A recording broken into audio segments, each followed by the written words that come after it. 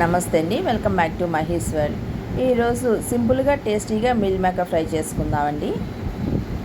ఇది పిల్లలు చాలా ఇష్టంగా తింటారు.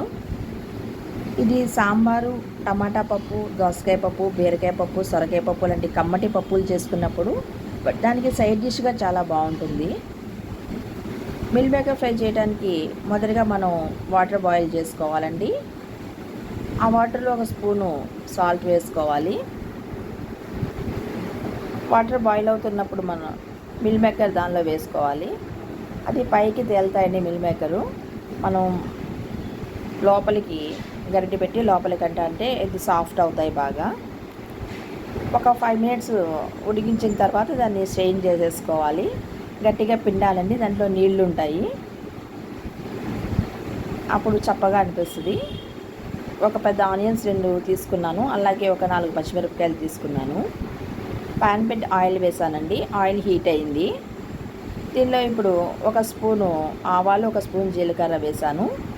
ఆవాలు చిటపటమనాలి.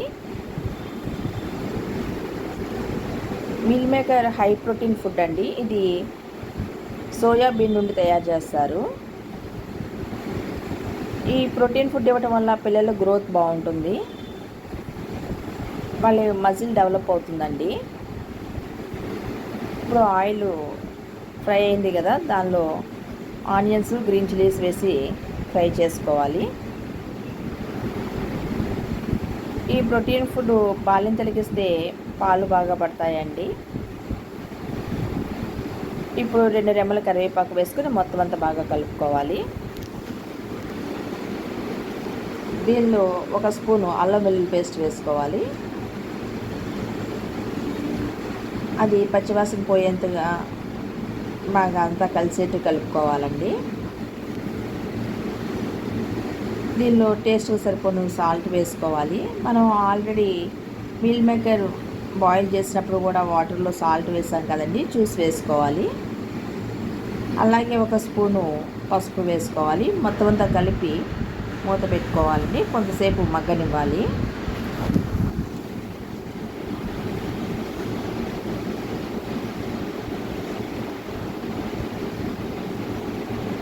ఇప్పుడు ఆనియన్స్ కలర్ చేంజ్ అనే కదండి, మనం ఆల్రెడీ బాయిల్ చేసి పెట్టుకున్న సోయాబీన్ దీనిలో వేసుకుందాము. ఇది మొత్తం అంతా బాగా కలిసేట్టుగా కలుపుకోవాలండి.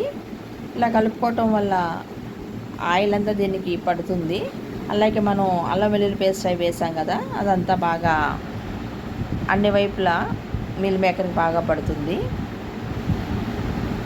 మూత పెట్టుకుని ఒక 2 మినిట్స్ మగ్గనించుకోవాలండి. అలాగే మధ్య మధ్యలో మూత తీసి అంతా బాగా కలుపుకుంటూ ఉండాలి, లేకపోతే అడుగంటుతుంది.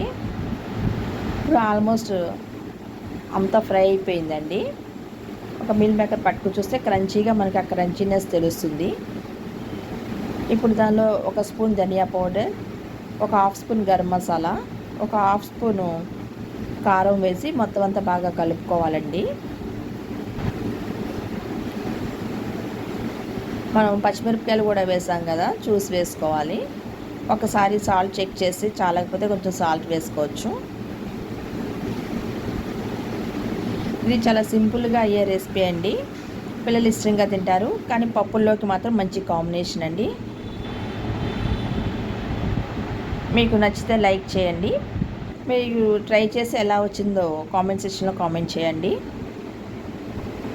Thank you for watching.